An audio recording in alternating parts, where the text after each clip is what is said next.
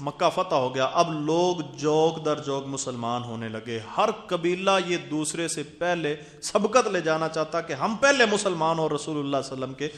پاس چلے جائیں۔ کہتا میرے والد اور ہمارے قبیلے کے کچھ لوگ نا بہت جلدی کر کے رسول اللہ صلی اللہ علیہ وسلم کے پاس پہنچ، تو جب واپس آئے آ کے کہنے لگے کہ بھئی ہم جس بندے کو مل کے آئے واقعی وہ اللہ کا سچا نبی ہے، سارے کے سارے اس پر ایمان لے آؤ، ہم اس کے پاس رہے ہیں، اس نے ہمیں جو قیمتی بات بتائی ہے نا، جس کا حکم دیا ہے،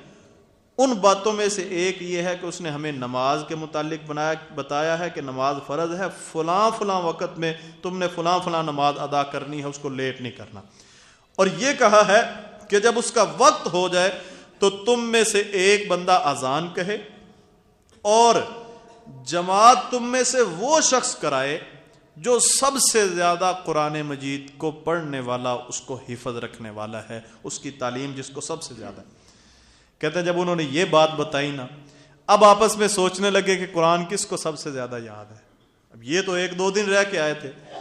جب انہوں نے نظر دوڑائی تو میں وہ بچہ تھا 7-8، بعض کی حدیثوں میں 6 سال عمر تھی، بعض میں 7، بعض میں 8، سب سے زیادہ عمر جو لکھی ہے وہ 8 سال ہے، اور اسی پر اتفاق۔ کہتے ہیں میں وہ 8 سال کا بچہ تھا، مجھے سب سے زیادہ قرآن یاد تھا، وہ میں نے سنا ہوا تھا قافلوں والوں سے، تو میں نے کہا جی مجھے یاد ہے، اس سے زیادہ کسی کو یاد ہے تو اس کو آگے کھڑا کر لو۔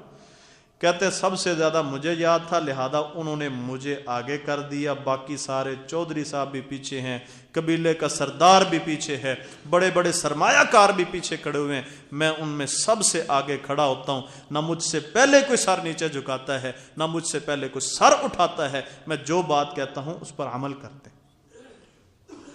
کیا شان اللہ تعالیٰ نے قرآن مجید کا علم رکھنے والے کو دی ہے۔ جب احد کے لوگ شہید ہوئے نا، مسلمان شہید ہوئے، 70 شہداء ہوئے، تو اجتماعی قبر بنائی گئی۔ اب یہاں پر مسئلہ یہ کھڑا ہوا کہ کس کو سب سے پہلے لحد کے اندر رکھیں اور اس کے بعد کس کے، تو رسول اللہ صلی اللہ علیہ وسلم نے فرمایا جو قرآن کا سب سے زیادہ عالم ہے اس کو سب سے آگے رکھو۔ تو یہ اللہ نے اعزاز بخشا ہے حافظ قرآن کو، اور ضروری نہیں کہ صرف حافظ قرآن ہی ہو، قرآن کے ساتھ محبت رکھنے والا، اس کی تعلیم کو مسلسل اپنا اوڑھنا بچھونا بنانے والا، اس کی تلاوت کرنے والے کو یہ شان اللہ نے۔ رسول اللہ صلی اللہ علیہ وسلم فرماتے ہیں، سنن ابن ماجہ میں حدیث ہے، فرمایا لوگو ان للہ اہلین من الناس، لوگوں میں سے کچھ اللہ کا اہل ہیں، جن کو اللہ نے اپنا اہل کہا ہے، اپنے بندے کہا ہے، خاص لوگ کہا ہے۔ صحابہ نے پوچھا من ہم یا رسول اللہ، اے اللہ کے رسول وہ کون ہیں؟ فرمایا ہم اہل القرآن اہل اللہ و خاصتہ، وہ اہل قرآن ہے جو قرآن پڑھتے ہیں، پڑھاتے ہیں، قرآن کو سمجھتے ہیں، اس کے مطابق عمل کرتے ہیں۔ فرمایا یہ اہل اللہ ہیں، خاصتہ اس کے خاص چنیدہ بندے ہیں۔ یہ کیا ہم میں سے یہ کوئی پسند نہیں کرتا کہ ہم اللہ تعالیٰ کے پسندیدہ بندے ہوں؟ اللہ ہمیں اپنا اہل گردانے،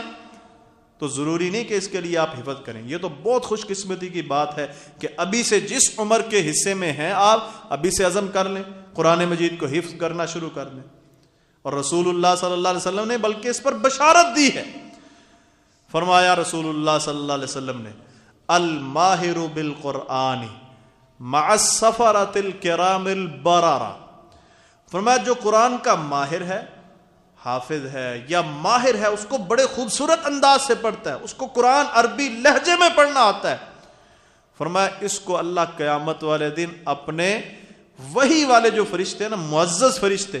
ان کا ساتھ دے گا، اس کے ساتھ وہ مہمان نواز ہوں گے، اس کے مہمان نوازی وہ کرے گا۔ شان اللہ نے بتایا نہیں، اتنا بتا دیا اور باقی بتایا، باقی جو اجر و ثواب ہے یا وہ مقام ہوگا وہ تو اللہ نے اپنے پاس اس کا علم رکھا ہے۔